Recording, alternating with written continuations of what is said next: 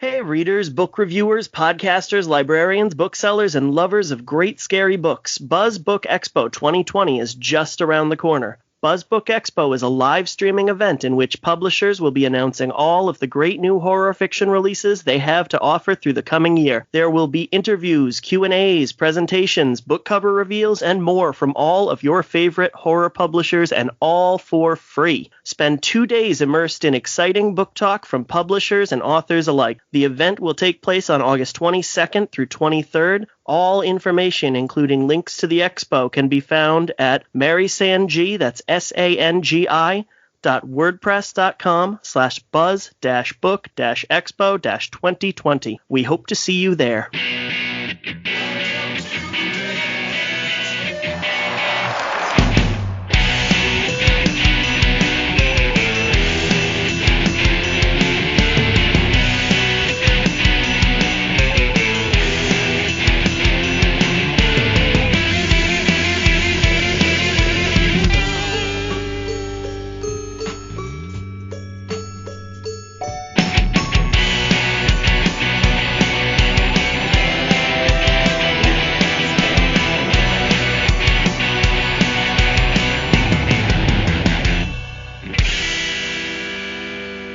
Welcome to Dead Headspace. You can find us on iTunes, Spotify, Stitcher, and all other major platforms. My name is Brennan LaFaro. I am here with my co-host, Patrick R. McDonough. Hello. And today we are joined by Laurel Hightower. How's it going? I had my mic muted. That's that's a good start. Thank you for joining us today, Laurel. Absolutely. I'm glad to be here. You've been here. This will be your second time, so I think that we can skip the base question of what got you into horror and go with one that I know that you talk about often, and I'm curious to hear. So take this however you want. Being a parent, having a full-time writing as often as you can. All three of us know a lot of newer writers that are also parents. They're trying to find their voice as a writer, trying to figure out how to be a parent at the same time. What advice do you think that would be best for them to hear from someone that's clearly doing it well? I don't know how well I'm doing it some days, but I appreciate that. I feel like there's a lot of advice, and I think it's one of those things that you sort of like pepper it out and if it makes sense to somebody, they pick it up, because the other thing that I've learned is that there aren't really any universal truths for anybody. I can give advice on writing, and it can work really well for one person and not for another. But on a broader scale, I'd say, first of all, give yourself a break. Please don't beat yourself up if you go a week or a month or 2 months without getting a chance to write, because we're all in hell. It's insanity. And stress, any kind of stress takes up headspace. And as good as it is to get to that writing sometimes, you know how it is. Like some days that writing is your escape, it's your haven, and other days you just don't have the energy. So you are still a writer every day, even if you haven't picked it up in a year. It will be there. So, that's one side of the advice. And the other is, if it is what you want to do right this minute and it's going to make you feel better and you want to get to it, then just carve out the time for it. Do what you got to do to kind of set things aside and make sure you get your time with your family, but make that your you time. So is that generic enough? Sorry. No, that's pretty great, actually, because I've heard it from, I want to say Gabino Iglesias. I could be wrong, but I feel like at one point he said this, and I've heard it from other seasoned writers, where you're, like you said, kind of always writing. It doesn't mean you're physically writing something down, but like we're always drafting a story, or let's be honest, we're always drafting like 5 to 20 stories at once. Yes, we are. But the other thing is too, there were 2 straight years where I didn't write, I don't think, a single word in the middle of writing Whispers. And that was at the time my stepson was going through some super fun teenage stuff, and I had a job from hell, and it just was completely toxic, and I was toxic, and I had no headspace for it. And it wouldn't have been a joy for me then. It was just one more thing that I felt guilty about. And so I think it's important, I mean, life just happens. And it's important just to not get pulled under by that and not to feel shitty about it and not decide that you're not a writer anymore. If you have to take that time and just deal with shit because life happens first. That's really good advice. When I started, I just had it in my head where I had a session over it. And over the last 5 years, my wife has helped me realize, like, you got to compartmentalize it or it's going to overtake your family time or whatever else. So I kind of wish I knew that earlier. I think that anyone that's listening that's newer, it's going to help them. So I appreciate that. Well, I hope so. Keep with it. And just remember, you're already a writer. If you're writing, you're already a writer and you belong here. And we're glad to have you. Yeah, that's the cool thing about the horror community. Not to like compare it to anything, because I've never like per se joined science fiction community or romance or whatever. I don't know how they are, but I hear that it's more of a family community here. I mean, I can definitely buy that. I'm like you. I don't have anything to compare it to, but it's one of these things that it's an odd thing. And I think that maybe this is true for a lot of us. I don't know about you guys, but I was definitely like an oddball in high school, and not the, not like the quirky fun kind, like the one that just had no social graces and no ability to read a room, or anything. So I was always very like outer circle. And it feels here like, when I started, I felt that all over again, like, oh God, I don't know how to do this. I don't know how to talk to anybody. I don't know how to meet anybody. And I just kind of stuck with it and kind of nibbled around the edges. And then eventually I kind of found my little space here. And that's another thing that I always like to make people, I hope that they understand, when they start it, it's like I've got like 3,800 followers now or something like that. And if you come in and you look at that and you're like, oh my God, it's like, no, it takes time. And also it just, you'll be there too. But I was you a year ago, So it's just kind of one of those things. Maybe it's because I've always had social anxiety. I kind of frankly still do. I see people tweet sometimes when they're kind of new and I can tell that they're feeling that. And I just want to be like, oh, I'm with you. I'm on the social anxiety couch too, I swear to God. I was not, I don't know if I could read a room in high school, but I, up until sophomore year, played sports. Basketball was my thing. So you were fine then. You had the sports ball. You were good. I don't know. That's the thing. Like, and it's funny. I'm not saying this because I heard Paul Tremblay tell this to you guys, but I think a lot of kids in Massachusetts, especially, want to be like Larry Bird when they grow up. That was my thing too, and it wasn't him at all. And I always hung out with athletes, but I wasn't the jock. I wasn't invited to parties. I was like good enough to play with them, but I wasn't socially accepted by most of them. I got in a fight with one of them that was me, a chubby Pat, versus another chubby high schooler trying to fight, and it was probably the goofiest shit anyone could have seen. So needless to say, I loved horror. I didn't read then because school made me feel like I shouldn't read because I wasn't smart enough. But I like to write, and that's, besides that in history, that's all I had. But Brennan, what about you? What was there? I was just waiting to jump in there, man.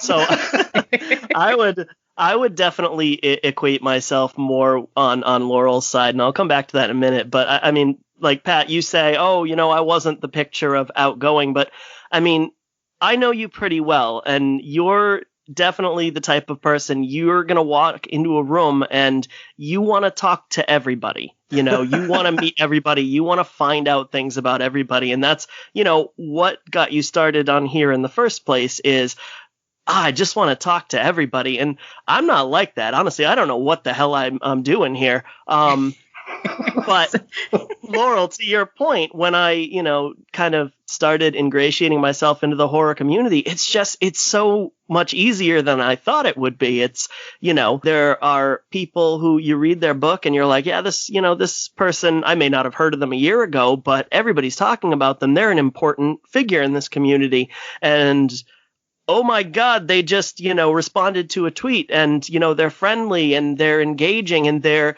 legitimately, they definitely come off as legitimately pleased that I spent, $15 on their book. But, and it just, from there's a lot of people whose work I really, really enjoy, who I, love my dialogue with. And, on here, I really enjoy, I get anxious as hell about starting an episode, but once I get on there, I really enjoy talking to everybody. So as far as your social anxiety, I mean, do you still kind of feel like that starting up an Ink Heist podcast after this time? Yeah. I mean, it's not consistent across the board in large part, I think, because, I know Rich and Shane so well now, so that's kind of part of it. When you have partners with you, like, that it's not totally spotlight on you. And so like, I feel like some of them, like when we had Haley Piper on, I wasn't nervous because she's somebody that I feel like is a friend of mine, and so I was super excited to have her on, but I felt like I knew her. But like before Stephen Graham Jones came on, I was a mess. Why? Who is he? But he was he was totally fun and gracious and wonderful, and so was Paul Tremblay. And Josh Mailerman always says it's just like when you meet your greats, you're that much more afraid. I am, anyways. I don't know, but it's also some of it is just an anxiety level thing. I feel like lately I'm more nervous about things even when I shouldn't be, and I think it's just a level of anxiety with like everything. You know what I mean? For sure. And you know what? Piggybacking on one of your points about the greats, and after the Jonathan Mayberry one, he's like, so you fangirled pretty hard for a little bit. It's like it's Jonathan Mayberry. I had to a little bit. You had to. What sent you over the edge was asking him to adopt you. I said us. Oh, well, that makes it better. Double the responsibility. I really liked that. I loved that episode. He just had a lot of really great stuff to say. And, he was another one that was really encouraging, I thought. And also would never have known that he has like my exact same taste in alcohol. So I appreciate that. I appreciate you guys bringing that out. I wanted to talk real quick about Haley Piper, you, Samantha Koyesnik. Like, maybe it's just me, or even Violet Castro, Sonora Taylor. Like, all you guys, I wasn't super familiar with y'all even a year ago. And then just, you guys are everywhere now. Well, and I think that is, yeah, I mean, Haley is, and S.H. Cooper too. They are like just the queens of short fiction. Just, these, Haley, her ideas are just, and I think I asked her about this on the podcast, because it's just every time I read something of hers, my jaw just drops. I'm like, how does your brain get from here to there? Like where do you, how do you, but her imagination is just so, so she does just an amazing job with that. Cooper does too. And, Sonora Taylor as well. I just got done reading Seeing Things, and it was like literally the perfect ghost novel to read. Like, it was just the most enjoyable thing. It was wonderful. And I think that, they're at the forefront, because they're very involved. S.H. Cooper, has just so much stuff she's got going on, the podcast and everything like that, the Calling Darkness, she writes all this stuff. And so I think it's just a matter of like, I think the short fiction helps too, because it puts you kind of out in the forefront of things. People get a chance to read your work and they get familiar with you, and, it's a phenomenon, but it's one that makes sense for those girls. They're all fantastic. Yeah, and it's really neat that, you can be anywhere. You can be anywhere in the world. Like, we all three of us talk with, like, Alan Baxter, Andy Cole. As fucked up as the world right now is, we are living in a really interesting time, because before this, none of us would know each other ever. Yes, and it's one of these things too. Like, it almost, I don't know.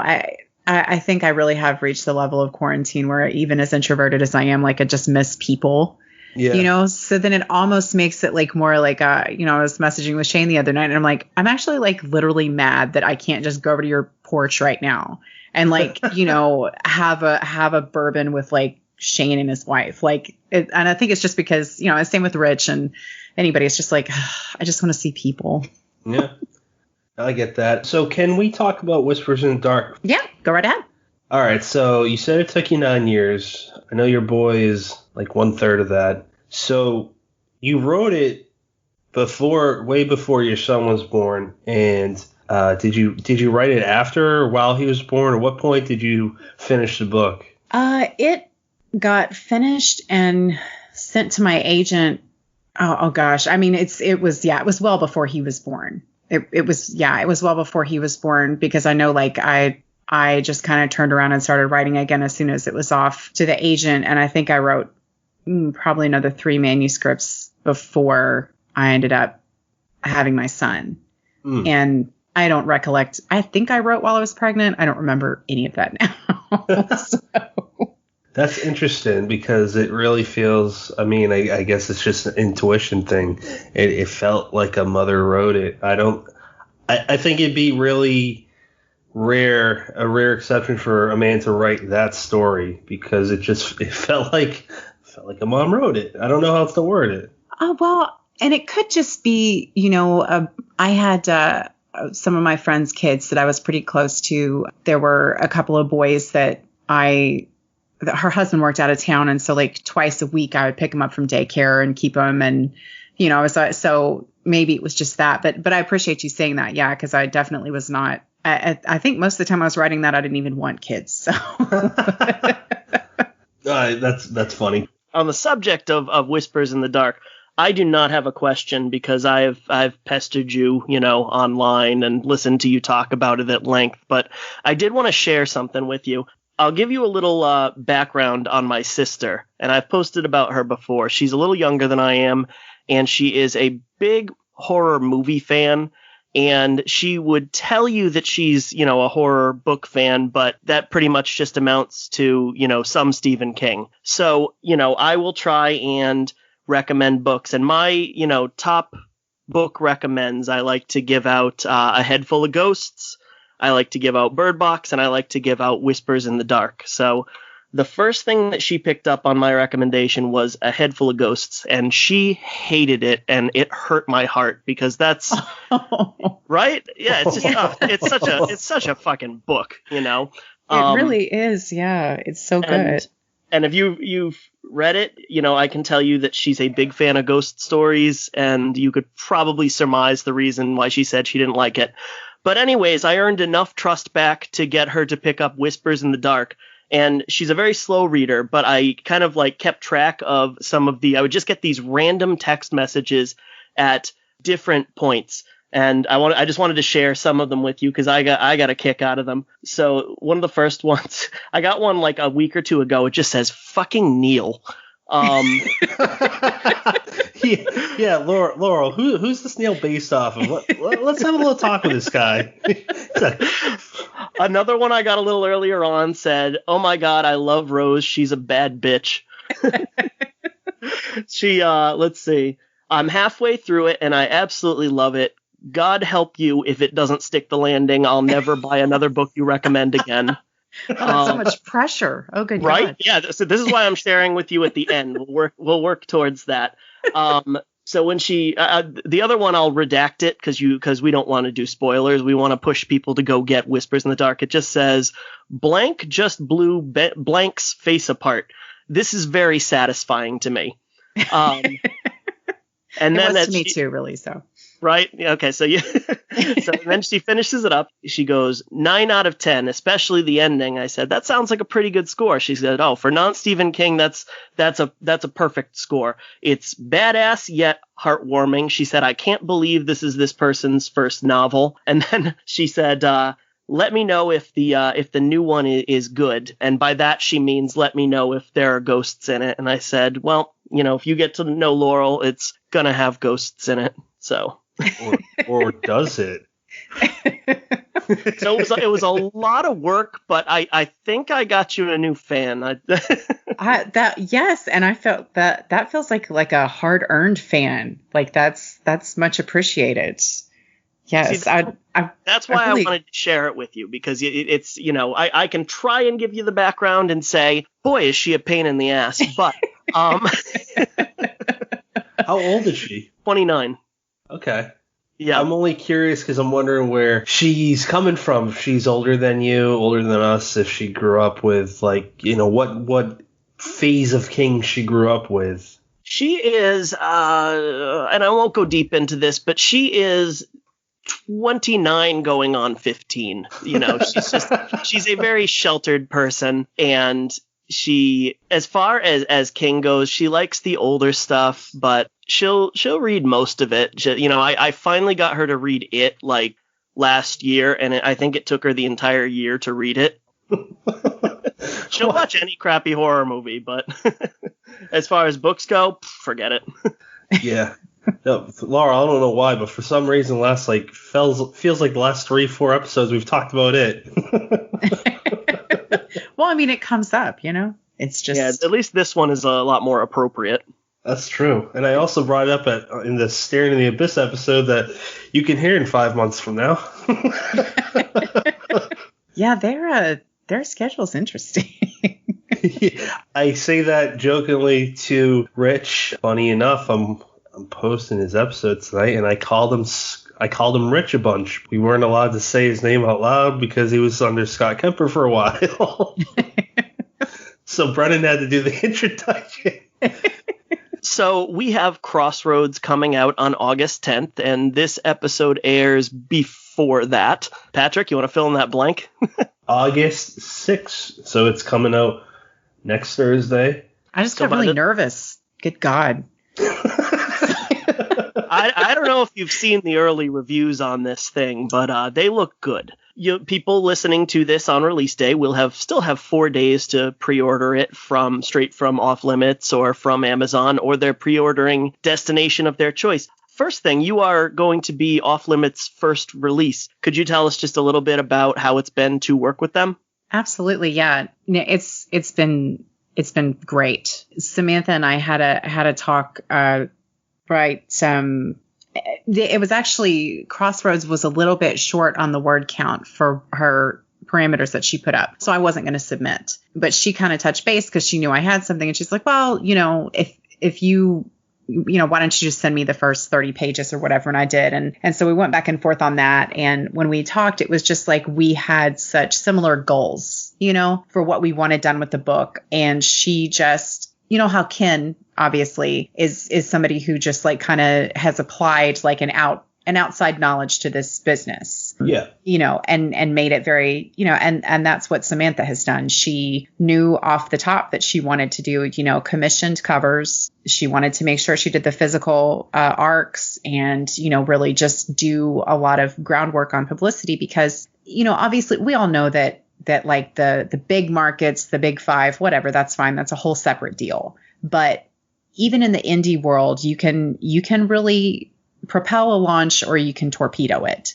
And she, when we talked, we just had very similar goals about it, how we wanted to go about it. And, we worked together with it. I'm somebody who likes to hustle too. So, we're both just kind of hustling on both sides. And, I know I keep gushing about it, but like she really has just been just absolutely wonderful to work with.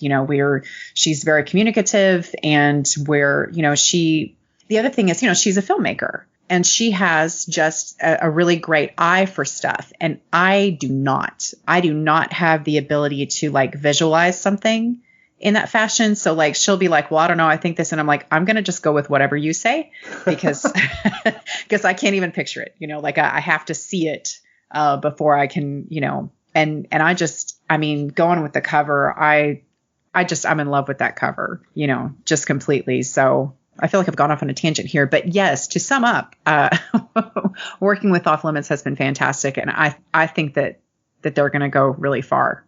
Tangents are good. I wanted the tangent answer. I would have been very disappointed if you just said, yeah, it's pretty good. Yeah. Tangents make us aware more. It leads to, it's funny. I'm not even exaggerating. Pretty much, or every guest that said they apologize for long tangents, me and Brennan are like, whoa, no, this is awesome. Because if you have short answers, it's hard to work off of that. It feels like we're just touching bullet points if it's short answers. It's, So please. It's a shorter episode, I guess.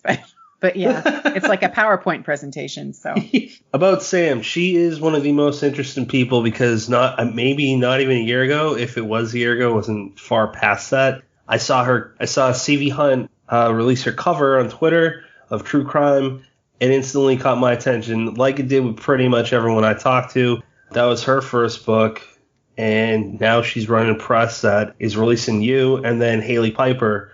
How does that feel? Because it's like you and Sam get along really well. You said it yourself that you and Haley are friends. Does it kind of feel like a family press? It really does, because, and this is something that's new to me, because, when I was published through Journalstone, I didn't know anybody, and now I know Sarah Reed and her Bone Weaver's Orchard book came out a little while after Whispers from Journalstone. So it's like, that's kind, it's a cool connection to feel like you're a pub family with somebody, and this is really good. It's like when I saw that Haley was the next title, I was so thrilled because it's like, oh, good, you're my pub sister now, and it really does feel that way. And it's cool because, she asked me some questions about how to proceed on this and that. And it's just like, I don't know. It is. That's a good question because that is how it feels. It really is. It comes off that way as someone looking in. It just looks like as a writer, that's a place that I'm like, yeah, I want to try to finish this manuscript so I can submit it in November, which, by the way, anyone that's listening, they have a open submission November 15th to November 30th, 2020. I think it's like 35,000 words to 90,000 words. I think so, yeah. Which is, that's a good range right there. Yeah, and the thing that I love about it is Sam's been very, and you told me this yourself too when I asked for your advice, is Sam is very focused on character-driven stories, which I certainly appreciate. I see it in true crime. I certainly saw it in Crossroads. I would expect to see it in Haley's book, and the announcement that came out today about the third book is going to be a historic horror. That's exciting. That's very exciting. And yeah, I don't get any kind of insider information on that. So when I see an announcement, that's so when I saw that, I was like, ooh, okay, who's coming next? How does it feel to be the first that has been published? Because it feels like Off Limit Press is here to stay for the long haul.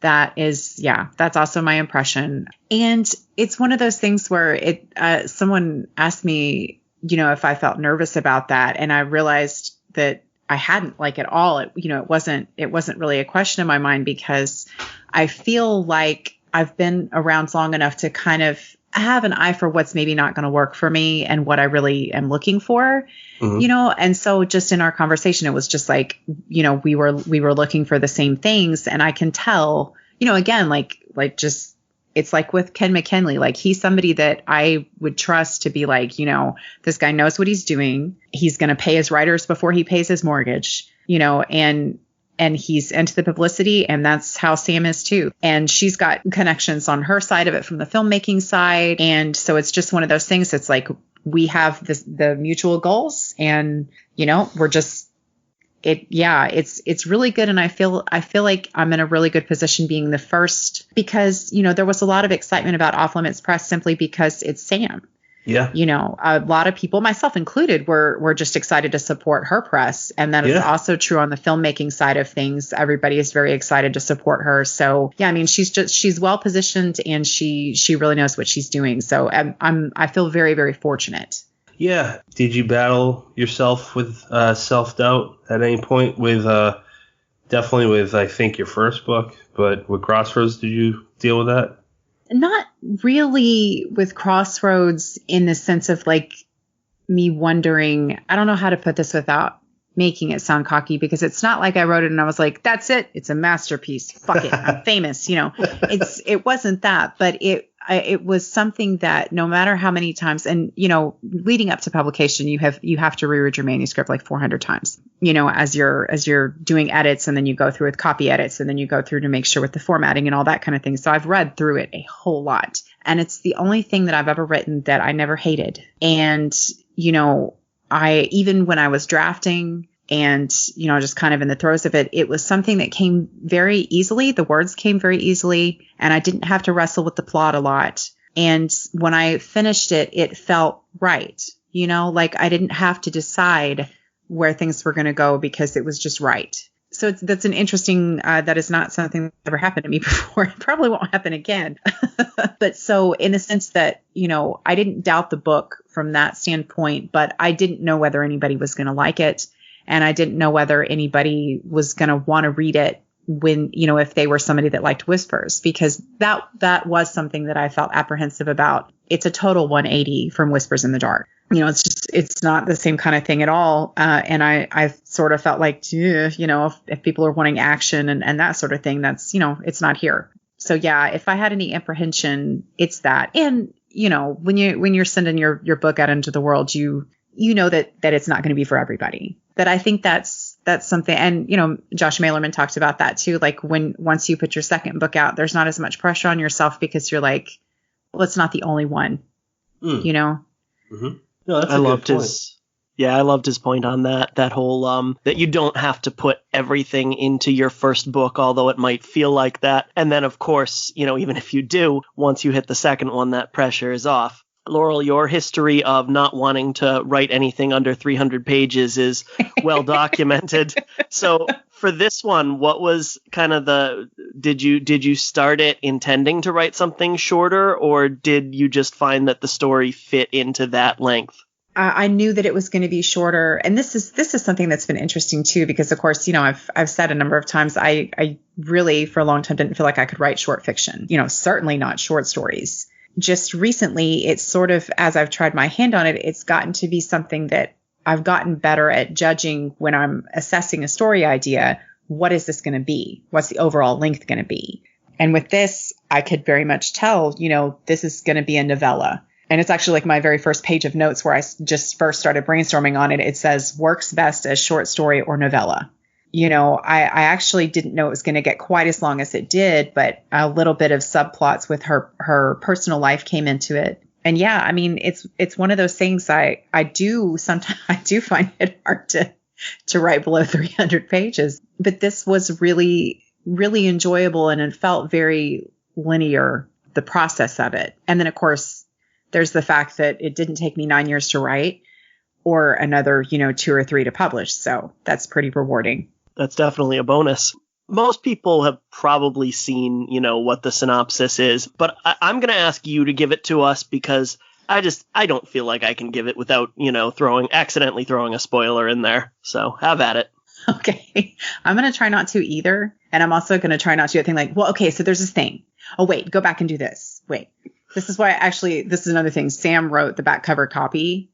And like, that's a massive benefit because I'm so bad at that. So I already got off topic, but no, that's like a singular reason to stick with a publisher. Exactly. If like they'll take care of the back cover copy for you.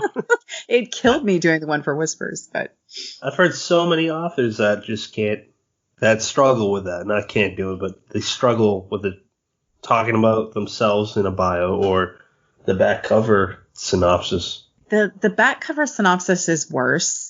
Because you have to make it punchy, you have to make it grab you, and you have to really condense it, and you have to kind of hit all the high points without giving any spoilers. I don't know if anyone else feels this way, but for me, and I won't go into details why, but the way your book at times made my brain feel in the best way I could compliment it was like the first time I watched Saw in the theater.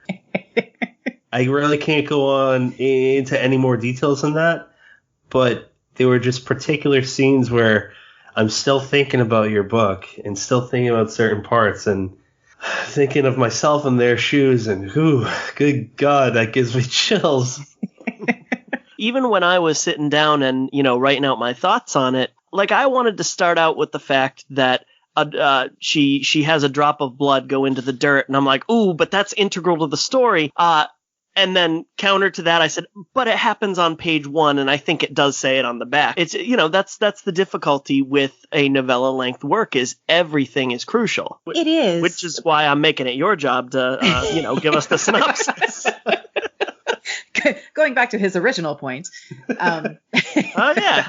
Yeah. Okay. Yeah. So let me try and, well, yeah. So it's, Crossroads is a story of grief, and it's more about the aftermath of grief. It's not something that happens on stage. It is Chris is a mother, and she lost her adult son a couple of years previously. And she has basically just been she crafted an existence, not as much of a life as an existence. And she's just been kind of limping along with that. And then she gets an unexpected chance. She cuts herself. Some blood leaks into the ground at her son's roadside cross. And that night she sees Trey. But, there's not everything is as it seems. So she's not sure, exactly what's going on. And the stakes get really high as far as, the question for her becomes, how do I make this continue? So it's just kind of exploring. It sounds, it sounds a little bit cliche, but it's exploring how far, you would go for your child or for somebody that you loved to see him again. It's a balancing act with it, one being a ghost story, because how do you write a new twist, which I feel you achieved. Two, how do I show just enough? And this pairs so well. I made it comparison. I think you saw it too. Andy Cole's Remains, which I read. Oh yeah, I love Remains. I just love that. Yeah. So they're both in my mind goes straight to The Shining. Those two little creepy twins. I'm seeing Hightower and Cole just holding hands with their books in their free hands. Come read us. Like, they are both short. They're both just, I'm going to think of those books for years to come. It was probably almost a year or so that I've read Remains. It still creeps me out. The way you guys describe things, his was more poetic. Yours was more, I don't know what the right word. His language is more poetic, and I don't mean to say that in any negative way towards you, but you had a different kind of approach to it that just really just sunk into your spirit and was like, let's fuck with you some more. Well, I appreciate that. I appreciate the pairing, because that's just one of my favorite books that I've come across. Since I got into the horror community. Remains was deep grief and just, excruciating terror. Yeah. There were some scenes in that stick with me, as far as, like, I think I was reading one of them in a bathtub and I about threw the book across the room. I was like, fuck, I'm alone. I can't do this. I devoured those two books. Brennan can attest to this. I'm a slow reader. So, by the way, the fact that you said you got to read your own manuscript a few times, I just got to ask, do you have a favorite ghost book? Because you kind of just said Remains was the recent one, but if you had to pick one, I know it's not easy. Is there one that you would, Desert Island ghost book? I think it would have to be The Haunting of Hill House. I just have never, the scene, where it's, stop squeezing my hand so tight, I'm not. And it ends on that beat, and it's just, and sorry if I just spoiled that chapter for anyone, but for fuck's sake, why haven't you read The Haunting of Hill House at this point? But in any case, that was, that made me jump in my seat when I was reading it. It was, the delivery on that was just amazing. And that is really, I think that's probably what made me want to write ghost stories, because I was like, you can jump scare somebody in a horror movie. But to do it in a book is a completely different feat. And that's, that's a great thing that you pointed out, because I couldn't articulate it, but that's what you and Andy did with both your books, where you guys, they're quick chapters because of it. Just every chapter packs a punch, and it when you think you've read a creepy thing, you get different perspectives from enough people where it's a full picture. It's still isolated, but you still, like with Andy's, he talks about a doctor and talks about a neighbor across from the haunted house, and it's just it's all first person perspective, but it's just, you can appreciate it more, and it just gets creepier the more people that you see it through their eyes, and that's what Crossroads did for me. Before we branch out to anything else, do you have a favorite ghost movie? Oh, yeah, The Eclipse. The Irish. Okay. Yeah, not Not Twilight. Although if that's your jam, I got no beef with it. People should enjoy what they enjoy. But no, not Eclipse Twilight. The Eclipse. You heard it first here. It's exclusive that Laurel Hightower has a beef with Stephanie Meyer. Oh, I have a beef with her writing, but in any case, that's fine. I've never read the book, so I don't know. I actually haven't either. I just heard that the overuse of the word mercurial alone was enough to throw it across the room. But you know what? Here's the thing about that, though. I don't even know what the word means. Change, somebody who changes swiftly.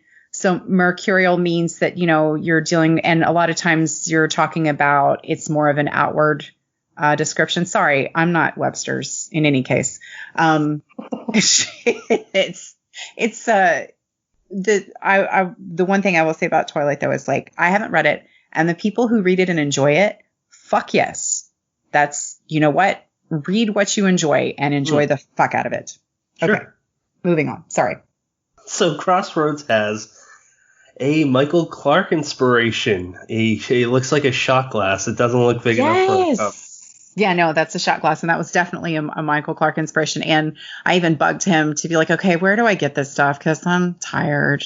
And I don't want to research. So yeah, no, he gave me the information, the website to order that from. Yeah. Are those going on sale? No, they're not going to go on sale. What I'm going to do is I am planning to do like an online release party. So that I think is going to be on Sunday the 9th, the day before. And I'm just going to kind of, I don't know how that's going to work as far as like maybe it will just be me and Rich and Shane and Sturp. Stephanie Briggs is helping me set it up. So the four of us are going to be on screen because I force people to come with me so that I'm not by myself. So I'm not exactly sure how it's going to go as far as that goes, but like I'm going to try and give some of those away. And also I'm probably going to, I'm going to, this is very Southern of me, but I'm going to do like a little Kentucky goodie bag, and give some of those away. So yeah, long answer to I'll be giving some of those away. What is in a Kentucky, what is in that? Is there a Kentucky Derby stuff, bourbon? Help us Yankees out. I'm still putting it together, but I think it's probably going to be, so there's a chocolate place here called Old Kentucky Chocolates. And they make, bourbon balls are kind of a specialty here. So I'm probably going to send some bourbon balls or bourbon cherries or bourbon truffles and also some Grippo's barbecue potato chips, because I don't know what's wrong with the rest of you people that you don't have Grippo's, but you need them in your life. It's a barbecue potato chip. And it appears to be like, because if you talk to Matt Redman, he's like the only other person, and Well-Read Beard and Brad Proctor. We're all like, fuck yeah, Grippo's. Also, Lillian knows what Grippo's are, so I'm not alone.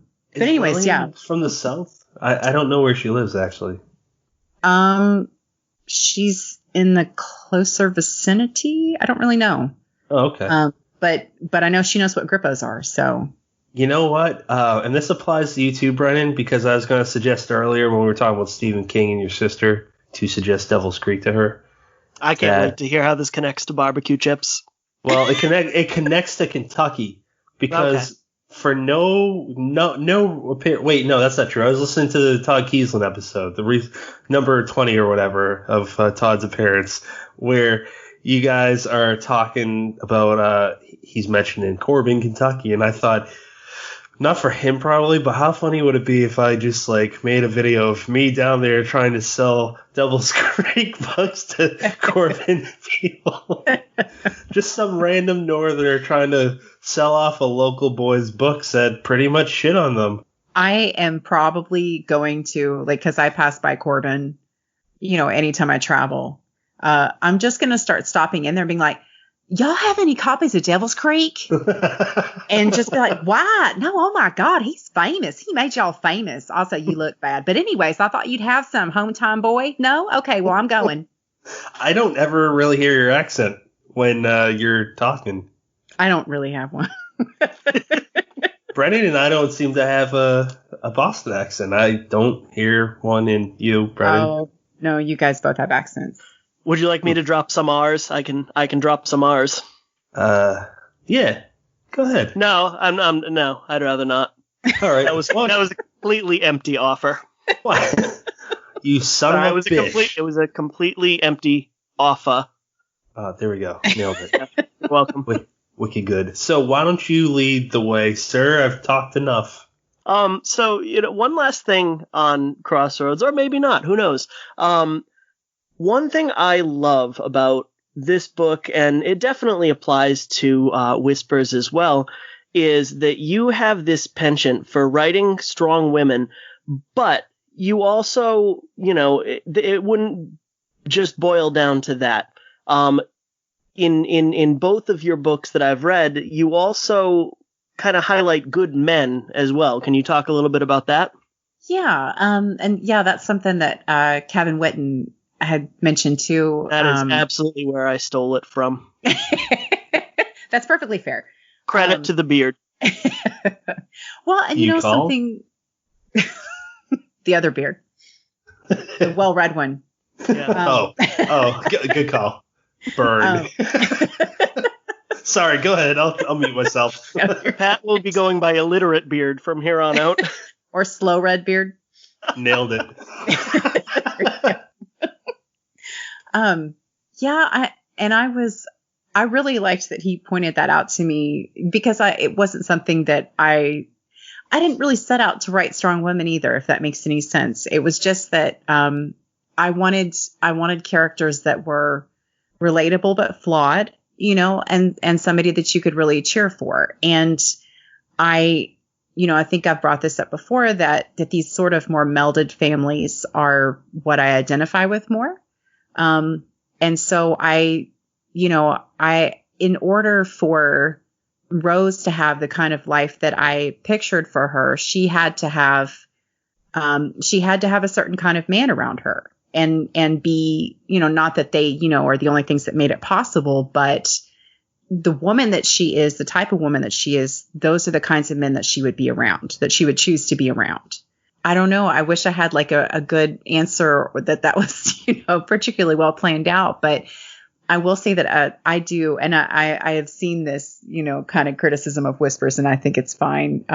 Somebody said that it was like, well, it's like a romance with ghosts. And I'm like, I will accept that. I'm okay with it, Something Sorry, go ahead.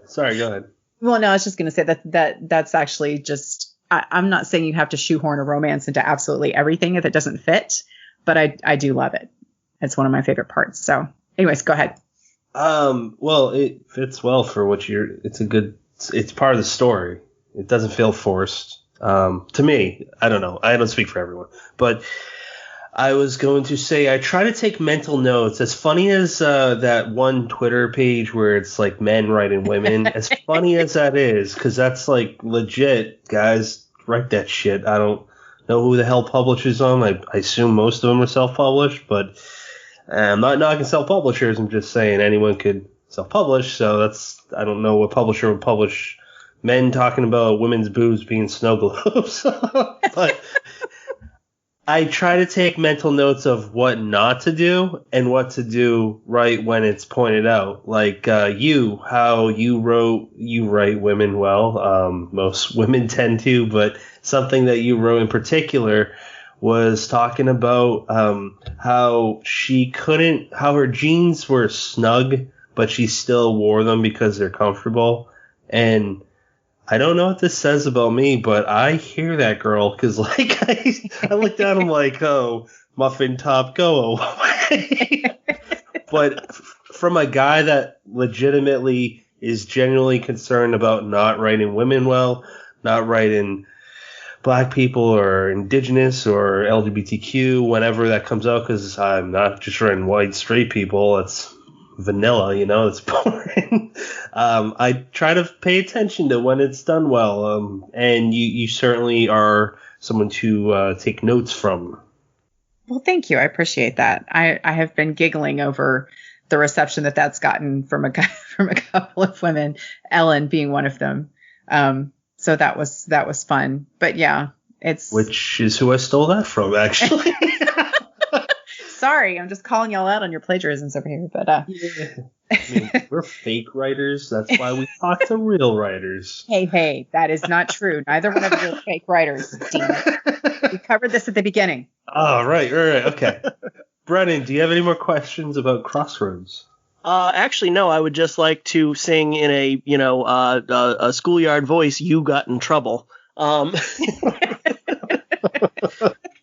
Add a quick na na na na na. No, the other thing I just want to highlight, because you Laurel, you touched on it real quick, but I think it's also important, is you said you really like to write. Oh gosh, I forgot how you phrased it, but basically a different type of family, and that's definitely something that appears throughout your work. You know, the whole trope of the dickhead ex-husband, like, it's played to death, and if you can write two families that still, that live separately but still get along and still kind of treat each other like one big family, even though they live in separate houses, and you can make it, work for the plot. Like, I think that's brilliant, because how many people are reading that can relate to that? Well, I appreciate that. Yeah, it was just funny because it wasn't something I specifically set out to do to make a statement. It was just more that, I come from blended family all across the board. My parents are divorced. I'm my husband's second wife. I have a stepson who's 25, where, it's so funny because he just loves my son, and he'll take pictures and send them to his mom, so it's like, it's just, we've got this whole, like, she and I aren't like best friends or anything, but we just, you're family. And especially when you have kids, you're just going to be. And, speaking from the standpoint, I've not ever been divorced, so I'm not going to make any kind of a judgmental statement about how anybody should feel. But I do think that, it's just better for everybody if you can just find your way to a different kind of family. Yeah. Well, and you said you didn't necessarily set out to do it. It's just your experience. And I think that a lot of people could definitely, I don't want to say commiserate, but basically get in touch with that, because it is more common than, is necessarily portrayed in books and movies. It's just not as dramatic. So it doesn't, it's not written about quite as often, but it is, the experience of a lot of people. Yeah. And I really like that, because it's like, we used to joke. I used to, on my stepson's Christmas presents, I would just abbreviate from ESM, evil stepmom, because we just always thought that was such a hilarious trope. If you watch Disney, it's like when the stepmom comes on the scene, everyone's going to boarding school, parents are getting murdered, dogs are getting turned into coats. It's a terrible fucking scenario for everyone across the board. So, My stepmom is awesome, and as far as I know, she's never murdered any dogs, so. That is excellent to hear. Yeah. I like to put her up on a pedestal for that. Complete. It's been X number of days with no dog murders in this household. Well done. Yep, absolutely. So, Laurel, I don't know how much you can talk about this, but I want to know more about the We Are Wolves anthology. Oh, yes. Okay, yeah. I think this is going to be fun. So probably caught just from Gemma's tweets and stuff that this kind of came about as a result of the short story I wrote, Though Your Heart Is Breaking, which came about actually as a result of a thread on Gemma's something that she tweeted. So, she kind of reached out to me after she read it, and she was like, okay, I really like this. And you know what? I'm in a mood, like some of the stuff that was going on in the community, and unfortunately it appears to still be going on. It makes you angry. It's more of an empowering side of that. It was more just something we wanted to do that was like, okay, you know what? We're powerful female writers, and we're going to just put the pen to it. So it's, again, this is quite rambling, but yeah, so we've got quite a few writers that we're really excited to be working with signed up. And we're going to be putting it out through Burial Day Press with Sina Paleo.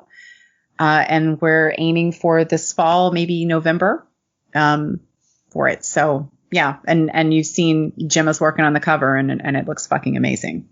Absolutely. And I don't want to cut off your spotlight, but I have the what you guys have released as the table of contents so far. And I want to read this out because it legitimately looks like, the best of like 4 or 5 anthologies all condensed into one.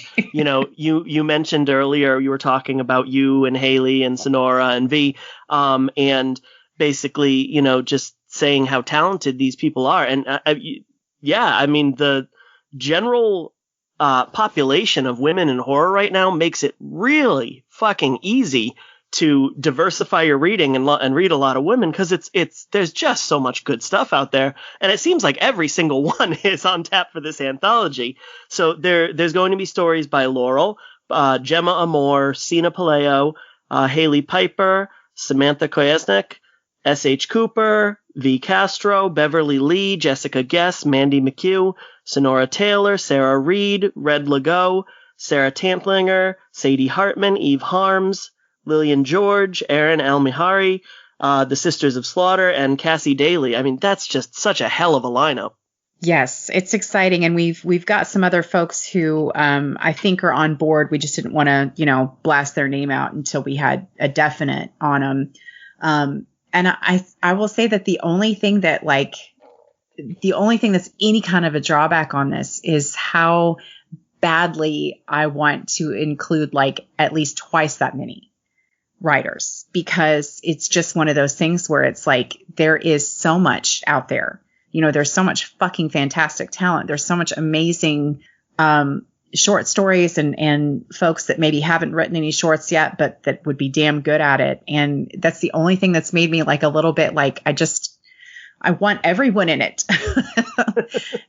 But it's kind of it's a little bit of a time constraint. Gemma and I are going to be doing the mainline editing ourselves, and then bringing in a copy editor to work on it. So it's just kind of like constraints of a lot of those things, but it makes us want to go like, should we do volume 2, cause there's so many amazing female writers out there. Yeah. And I mean, yes to should you do volume 2, but actually that leads me into another question that I did not steal from another person. I actually wrote myself. So I'm wondering, how did you decide on invites? Because like you said, it would be very easy to make this thing like, we can fit 40 stories in here, right? We can make it 700 pages. I wish I could say that there was like a super, scientific process to it. Mostly we started with knowing that neither of us have the time or energy to do like an open submission. And I kind of hate that, because I know like when we initially tweeted about it, a number of people were saying, well, I hope you're doing an open call. And I very much wish we could, because I think, well, in looking at what Sci-Fi and Scary has done with their anthology, I'm so psyched about that. Twisted Anatomy. That's going to be fucking amazing. And they were able to do an open call, and they're reading through, and I know that they're going to have some amazing stuff.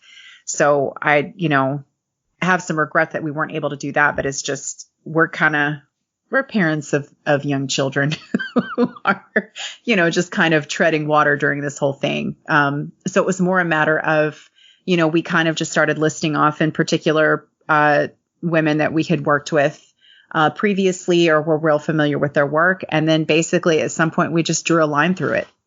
So it was basically just about that. And I do wish that we could have just included everybody, but yeah, hopefully maybe there'll be a volume 2 and we can get everybody on board with it. You should have Ken McKinley do the slush pile reading for you guys. Seriously, how's he do it? I still don't know. I told him, I'm like, dude, you gotta burn yourself out. You can't do this. You can talk. You guys are doing like 3 episodes this week. Are y'all okay? No, it's only 2. Let's talk about another anthology. It is one that I'm excited for. Brennan he's on the fence about it. I'm just joking. I'm on the fence about it. He's excited about it. Places We Fear to Tread. That cover looks amazing. Yes, yeah. Which is by Cameron. Sorry if I messed up her name. Ulam, Ulam. I'd be guessing as well. I've only seen it written, so.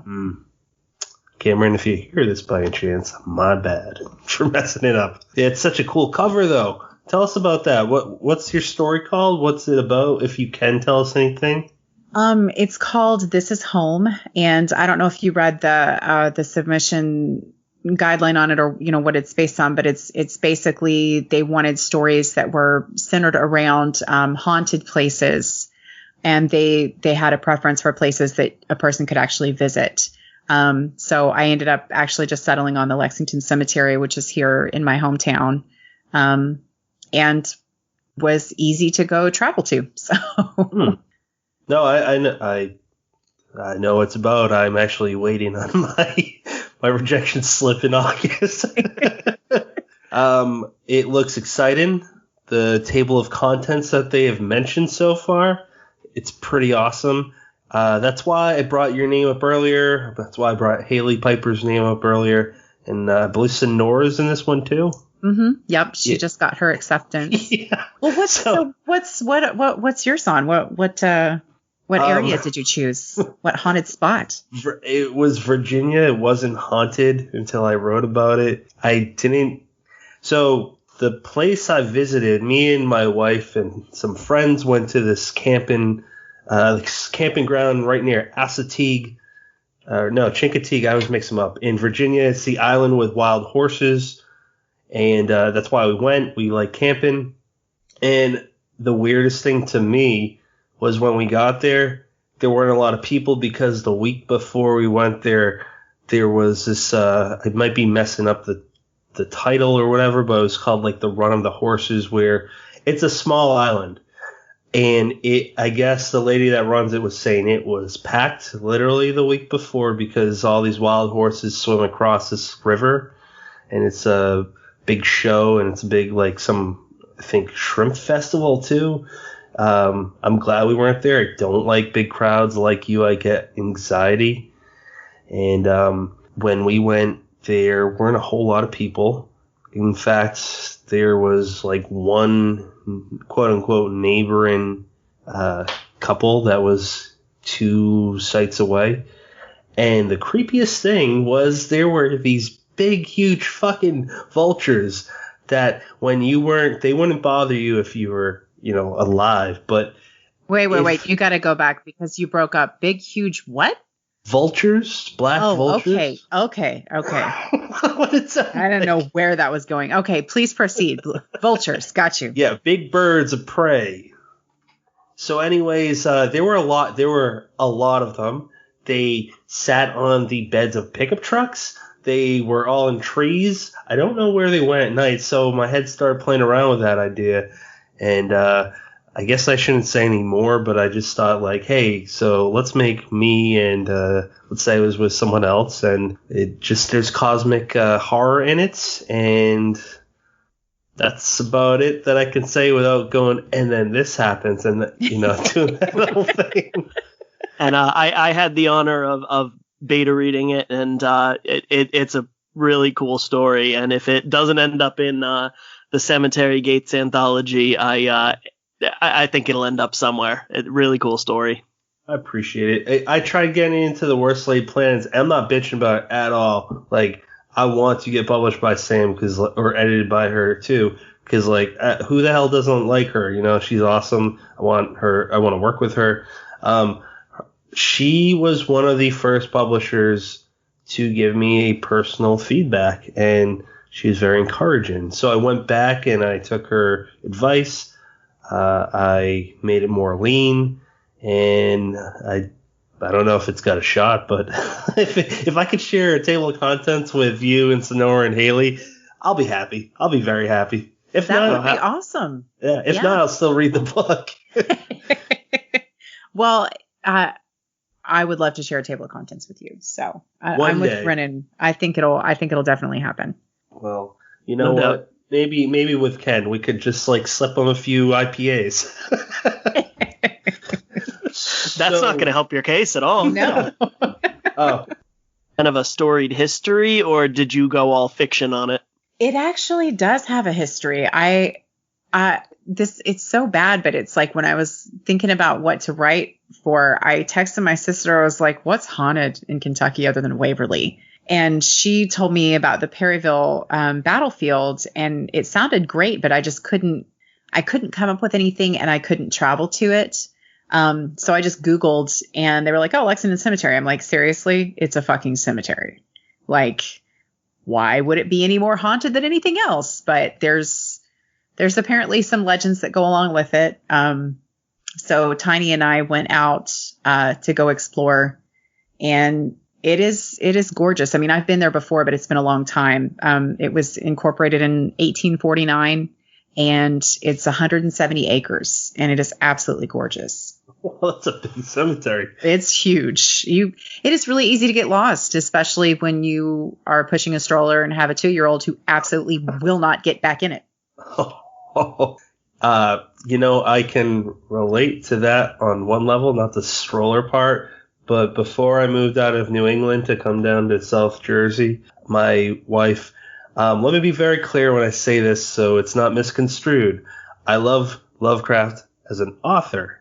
I don't think I'd like him as a person. He seems pretty shitty, but I wanted to visit because my wife went to college in Providence for her bachelor's, and I was like, we got to go to his graveyard, to the cemetery, and she hates cemeteries, but she went with me twice, and it's big.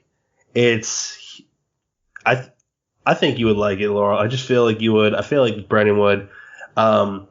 There's a lot of famous writers that have pictures with the Lovecraft grave, but it looks like a place where rich people would die. There's just these mausoleums. There's huge graves.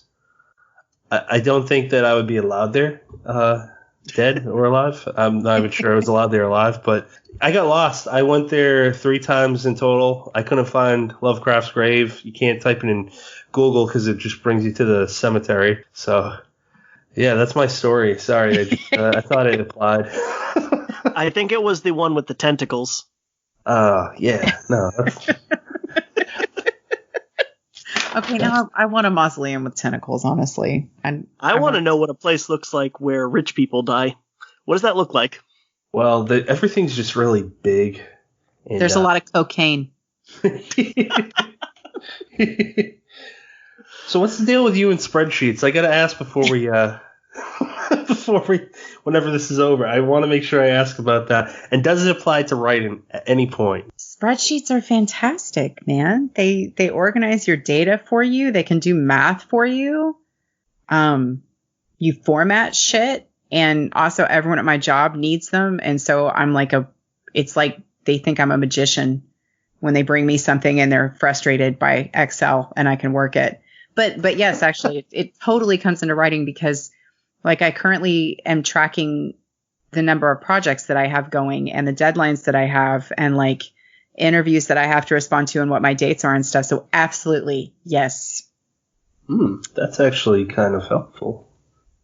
I'm really glad that we could fit onto your spreadsheet. Oh, we got on? Yeah, well, obviously, she's here. I bugged her a little, so I didn't know if that's why. I will always insert another row, guys. Yes. Excel joke. I didn't even know there were any, and I just made up one. Wow, that's our first Excel joke. Round of applause for that one. Thank you. I know Ellen will appreciate that if she doesn't listen to podcasts really, but if she heard that, I think she'd appreciate that joke. Now outlines. That is your lesson towards me a few months ago on them were pretty important. I'm not going to say what your approach is because I don't want to fuck it up. So can you tell us how you feel about outlines and why they are important? Yes. Well, the reason that they're important to me mostly is because I wrote my first god-awful, never see the light of day novel without one, and it was an absolute clusterfuck. And Whispers in the Dark was written for the first half without one, and it is part of what took me so long to fix it. So for me, I feel like outlines they're just if you look at my desk at work or my house, like I am clearly a very disorganized person. And it is helpful for me to have something that just kind of keeps me honest, because otherwise, like, I just get excited and I'm like, and it goes there. Ooh, and another one here and then one there. And then it's like, what do they have to, why? What's that one doing with that one? And why is it different than this? And so outlines for me just kind of help me keep my story running. They help make sure that everything is leading to the same place and that there's no, logic issues, and that I know where I'm going. But I also kind of have recognized in talking to some other folks about it, I've recognized that it's actually, the way I do things probably just isn't going to work for everybody. So I'm kind of retracting all my wisdom at this point, but kind of what I do a lot of times when I'm creating an outline and when I'm doing this is I do like a call and answer. I will ask myself questions about it and then, say like, well, why does this guy want to go here? Well, here, and then I start spitballing and just kind of come up with maybe a backstory for him or stuff that's related, but it's like, it's making sure that you fill in the holes and that you're addressing things and that nothing is just there just because the plot dictates that it should be. Oh, I'm sure that'll help plenty of people though, because with me, when I was struggling with my outline for the novel I'm working on, I went to you and you said this for this one character. You said, well, what's her motivation here? What's her motivation in this section? And it got me thinking. I'm like, I should probably know that before I go into it. And it helped me. So I thought that was really great advice. Well, good. I'm glad that was helpful. And it's, a lot of it just comes from, having had my work read and being like, well, why would he do this? And me looking blankly like, I don't know, because I told him to. And it's like, yeah, it's not a great answer, Fuck you, it's my book. It's a great argument too for beta readers. Now, I don't really know anybody who's opposed to the notion of beta readers, but just on the off chance that somebody's listening to and was like, I don't need that shit.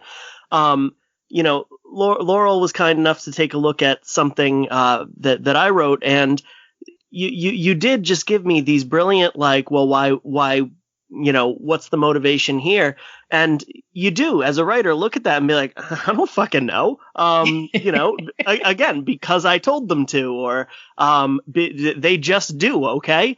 And as an author, that's kind of good enough. But as a reader, you want to know that. And it just, made me take kind of an outside look at it, a different look at it. And I do absolutely appreciate your dedication to organization, because I don't have that. Not only do I not have that, but I don't even have the ability to have it. If I'm writing something, like the closest thing I get to an outline is notes in my phone. And I was just, thinking about that and scrolling through it. And like, I have one that it just says worships the key. I don't know what the fuck that means. I know it definitely ties into something I'm writing right now, but I had a thought and I clearly didn't articulate it. So again, I envy your ability to organize. And I feel like that really ties in nicely to the very first question that you were kind enough to answer for us tonight, which was, how do you kind of balance it all? And staying organized is definitely one way. I look at, a year ago, last June, I didn't have a Twitter.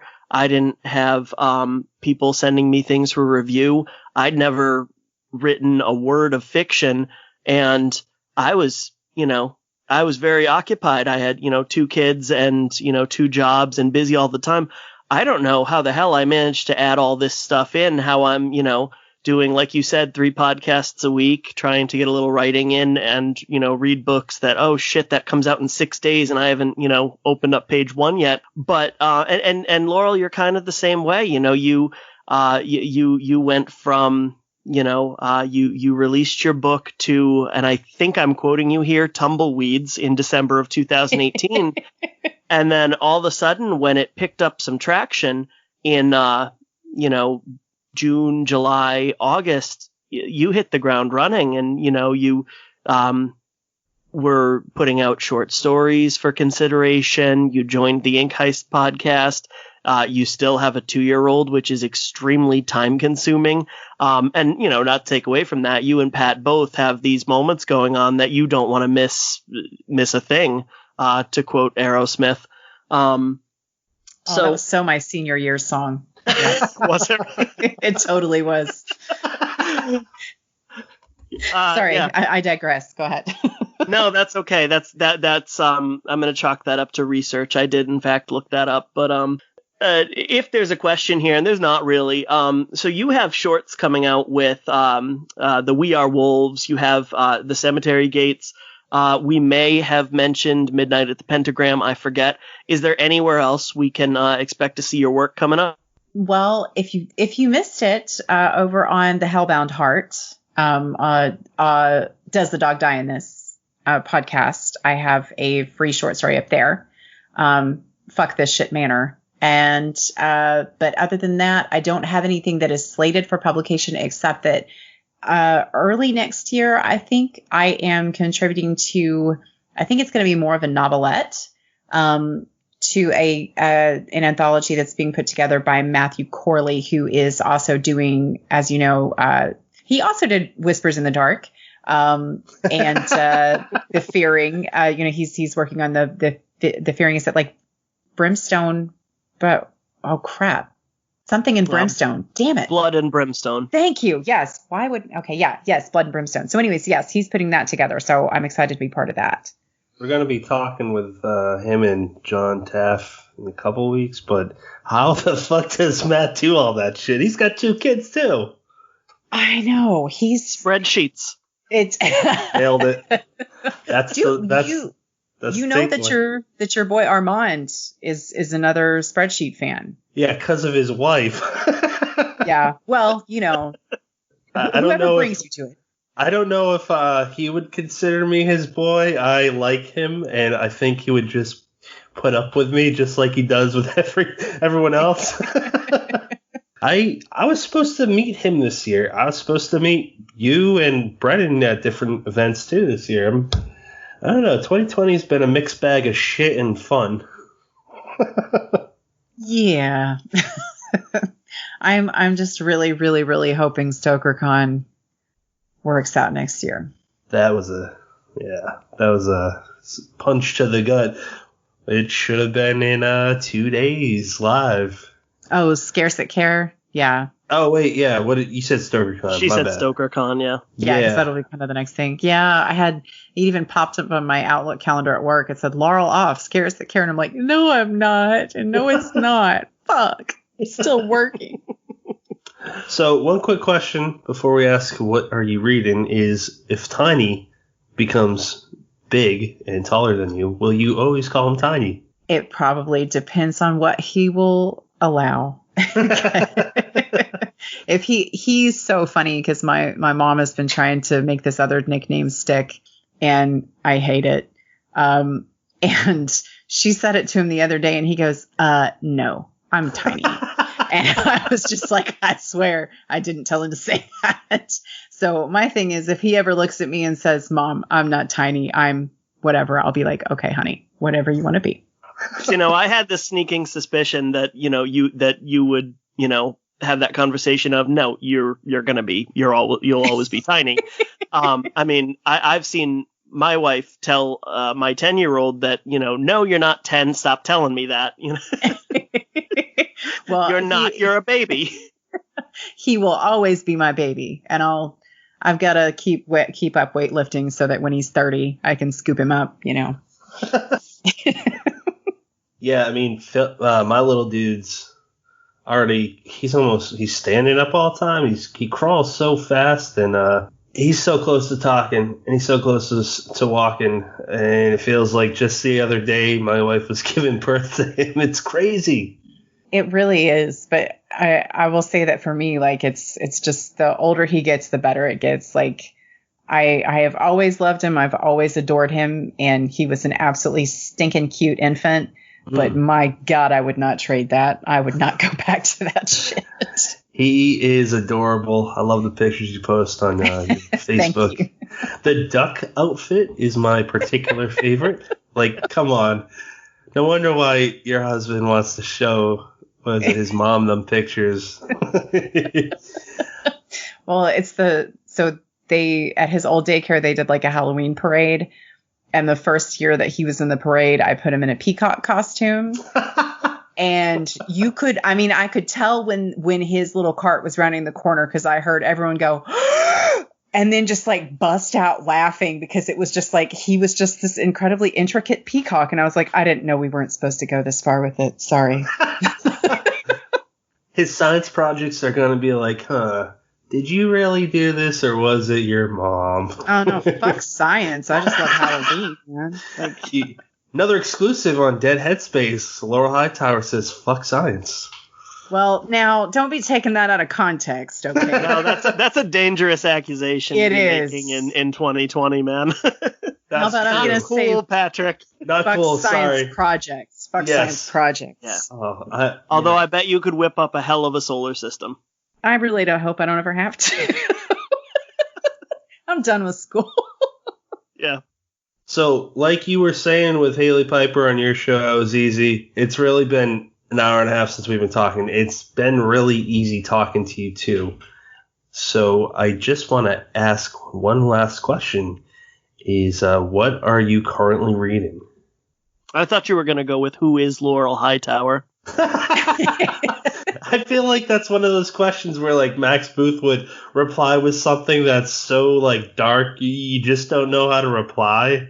Oh, you have to read the I forget what he called it, but the Max Booth interview. I loved that. Oh shit, that's that's what I was referencing. Oh, okay. Yep. I don't know if I totally his general speaking, because he just kind of always does that. I don't know if I totally fucked up how he replied, but I know however it was, he just like was basically like, fuck you. I'm not doing this. No, I actually thought it was a really good answer. It was like a very like well thought out existential sort of answer, and the guy took it as a fuck you. Okay, you know what? I clearly can't read him. I couldn't read Max when he was on the show. I'm pretty sure I told him that.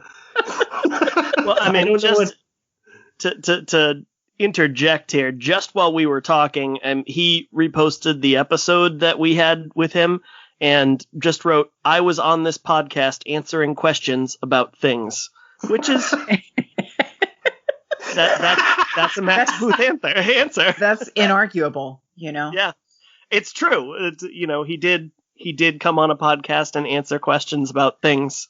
And he had this background. We did video with him, and I don't know when the hell all these are going to be posted. They will this year sometime, but his background, I don't know if he did it for a reaction or if it's just because that's Max, but it was a close-up, a super close-up of his face, and Brendan couldn't take it serious. I couldn't take it serious. I think that's kind of his thing, though. It works. Yeah. So it's Laurel, very Max Boothy. It is. So Laurel, what are you reading? Okay, I am reading Diabolica Britannica. I'm about halfway through that anthology, and that's really, really good. I really like that. I am also reading S.H. Cooper's new one. Is it All That's Fair? It is. Yes. I'm 2 stories in, and she has the ability to creep me out in like under 10 seconds. Like, it's just fucking amazing.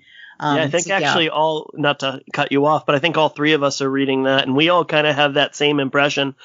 She has this ability to just craft this kind of short nightmare. Yes. I don't know how better to put it. And I'm about 60% into that, and they're all the stories are about the same length. They all involve, a female lead-ish character in some capacity, but you get like 12 stories in and it doesn't get old. It doesn't get boring. It doesn't get redundant. They all have this little flair to them, and they're all equally like shudder-inducing.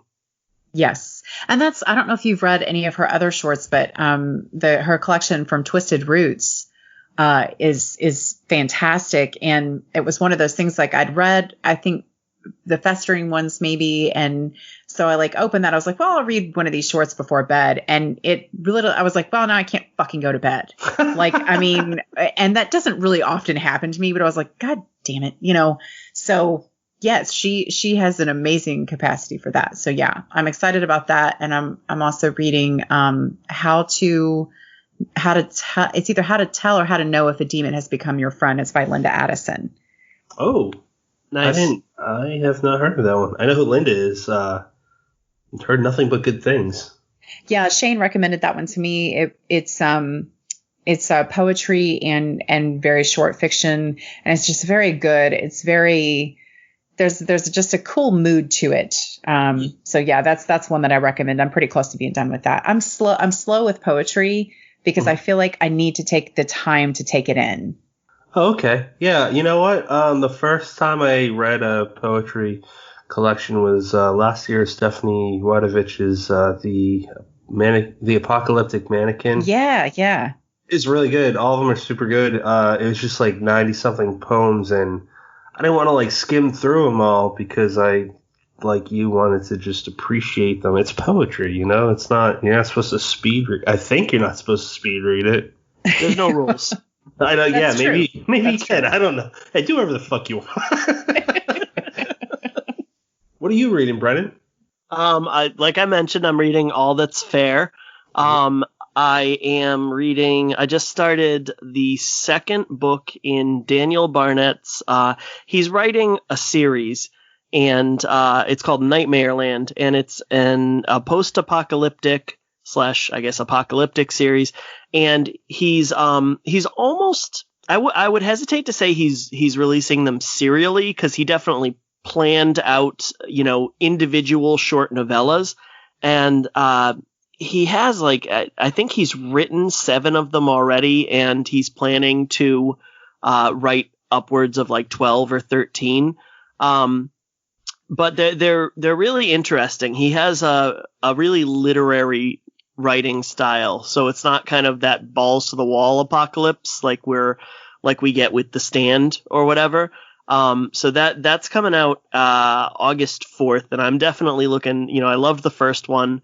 I just started the second one today, and I'm looking forward to the whole series really. And I'm also I started Mark Steensland, his play, he wrote a Broadway play called The Deception of Catherine Vask, and I started that today, and it's really cool. That's not kind of a format I read that often, but I'm there for anything that he writes or co-writes. He's awesome. He's a talent.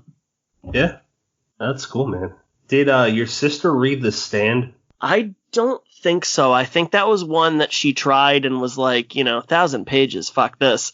Like I said, I mean, I had to guarantee her that keep reading it. There's a movie. Go see the movie. She didn't seem to care that the Stand movie had Gary Sinise. No love for Gary Sinise. Oh, man. That's fine. He's mine anyway. Yeah. I mean, I appreciate Gary Sinise and whatever CSI, or wasn't he on a CSI or something? CSI New York, baby. Yeah.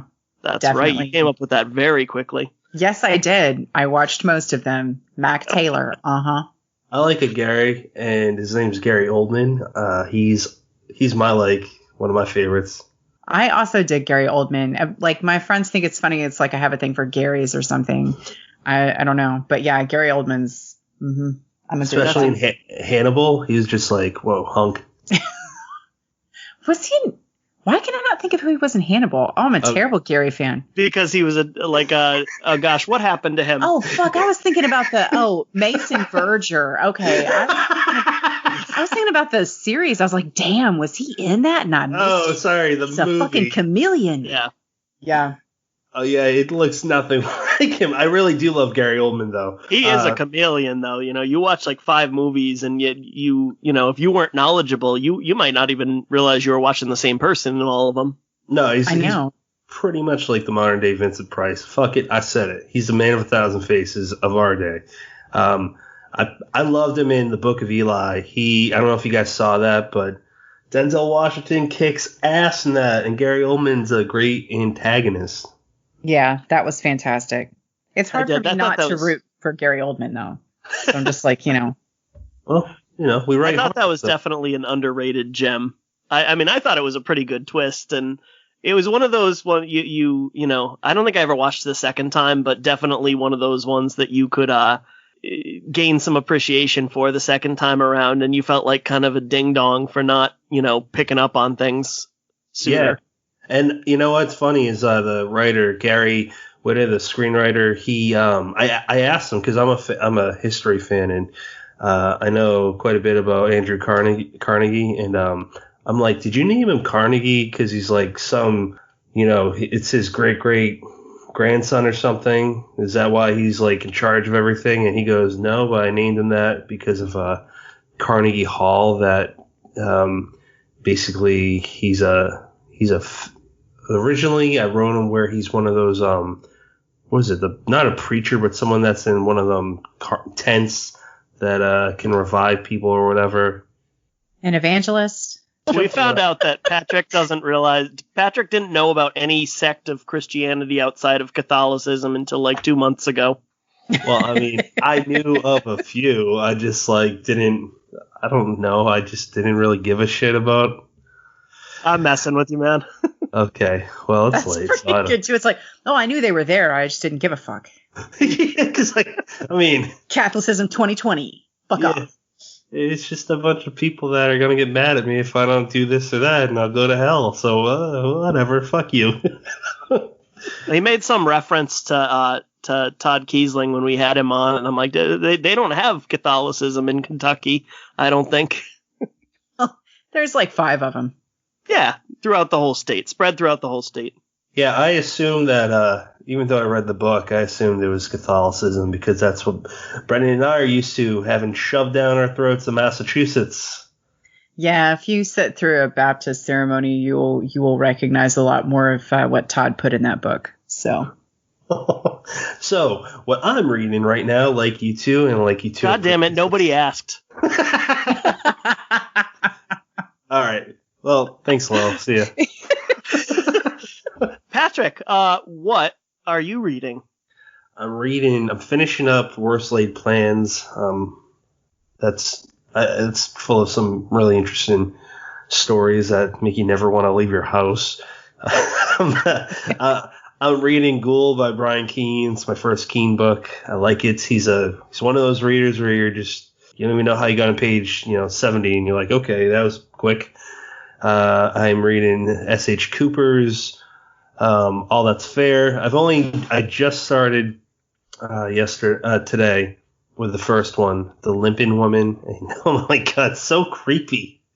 So I'm gonna read the second story tonight before I go to bed. I might regret that. I imagine that you will. And I'm like halfway through Summer Cannon in Wesley Southard's Slaves of Gravity. That is coming up. Oh, yeah. That looks so good. I liked it. Like it. I'm reading it. Not finished reading. And it's fun. It's a fun story. So, Laurel Hightower, do you know or have you heard about BuzzBook Expo 2020? I have, yes. Good lord, that's a fucking segue. Nice job, man. Hey readers, book reviewers, podcasters, librarians, booksellers, and lovers of great scary stories. BuzzBook Expo 2020 is just around the corner. BuzzBook Expo is a live streaming event in which publishers will be announcing all the great new horror fiction releases they have to offer this coming year. There will be interviews, Q&As, presentations, book cover reveals, and more from all your favorite horror publishers, all for free. Yes, free. Spend 2 days immersed in exciting book talk from publishers and authors alike. The event will take place from August 22nd to the 23rd. All information, including links to the expo, can be found at marysanji.wordpress.com/BuzzBookExpo2020. We hope to see you there. Thank you, Laurel Hightower. And before we sign out, where can people follow you? And please tell us about the podcast that you are a co-host on. Twitter is probably the best place to follow me at Hightower Laurel. And I didn't fuck that up. That really is what it is. What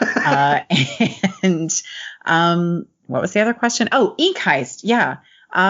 Catch me on the Ink Heist podcast with Rich Duncan and Shane Douglas Keene, where we are varying levels of drunk and speak to guests who are also varying levels of drunk. Thank you so much for giving us your time. We appreciate it. Brennan, thank you as always for being my co-pilot, because like Laurel pointed out, doing this show alone, I don't think I would enjoy it all that much. So without you, there's no us. And without us, there's no Dead Headspace. And without no Dead Headspace, there's no Laurel as a guest. So thank you. You're very welcome. Thank you. And I couldn't help but notice, on the episode recently you had to do without me, you just couldn't stop talking about me. Oh, is that true? I talk so much I don't even. No, I came up once or twice. I don't remember what I say. It was just to badmouth me, really. I don't even know what guest that was with. It was with Matt Wilderson. Oh yeah, We had to reschedule at the last minute. You guys should have him on Ink Heist. He's such a cool guy to talk to. He's got a lot of interesting things to say. On top of that, that guy edits every show on Brian's podcast network. Like, one's enough for me. He's got 5. That's pretty awesome. Yeah, he seems like he's together. I haven't gotten a chance to listen to a whole lot of the Brian Keene stuff, but I like Matt. Yeah, and he's a good writer too. Enough about everyone else, Laurel. We'll be in touch, and we would love to have you on again. Awesome. Thank you guys so much for having me on. I had a great time. No problem. And everybody, catch Crossroads, a novella by Laurel Hightower, comes out August 10th, 2020 through Off Limits Press. See you guys later. We are in your mind. We are all around. You are now leaving Dead Headspace. Hey, Laurel, have you heard of the new Buzz Book Expo 2020? In fact, I have. I have heard about it on the Brian Keene Horror Show and also on yours, but please proceed. Brennan, why don't you tell us? Still working on it. I had this up last night. I don't know how the hell I lost it. Laurel's definitely on the other end, like, holy shit, they haven't gotten any better at this since May. She doesn't realize that it doesn't always go this poorly at the beginning. All right. I mean, you guys have listened to Ink Heist, right? You realize I loved the Mallerman episode you guys did a few weeks ago that didn't even have an intro. I assumed that you just got him on the phone and he just started going and you didn't bother with it. Basically, yes.